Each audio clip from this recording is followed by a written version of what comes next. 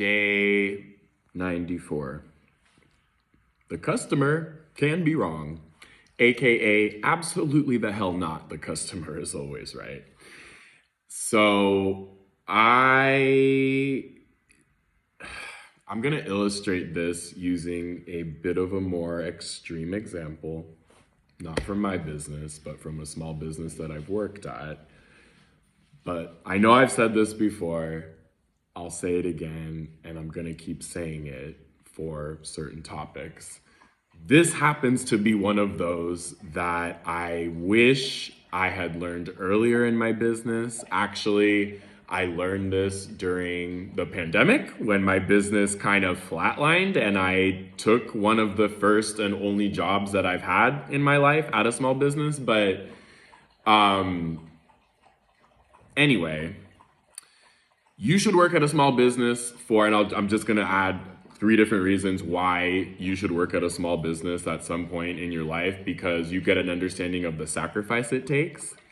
You get a feel for how important relationships are, that you actually can't really be an asshole and be out there and do it alone and be like, screw everyone else, I'm running my business.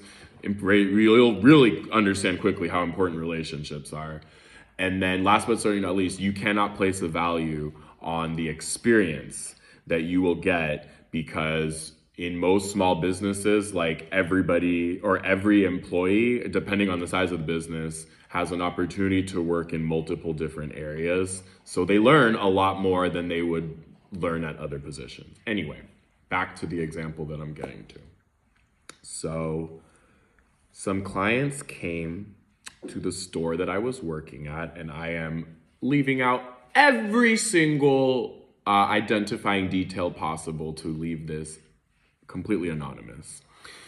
But I worked at a store, and some people came in and they purchased a very expensive bird. So the bird ended up passing away. And it happened kind of quickly. And these people came back and insisted that something was wrong with the bird and that it was our fault, and they wanted a refund. So we ended up getting an autopsy on the bird. They claimed, you know what, I'm not even going to say what they claimed.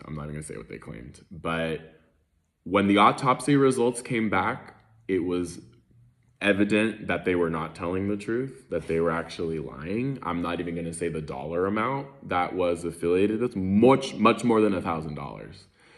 And it was, again, right there out on display. The customer is absolutely not right. And actually, in this situation, thank God that we had a neutral third party, because the business owner and the customer's objectives are quite opposed. They are not aligned.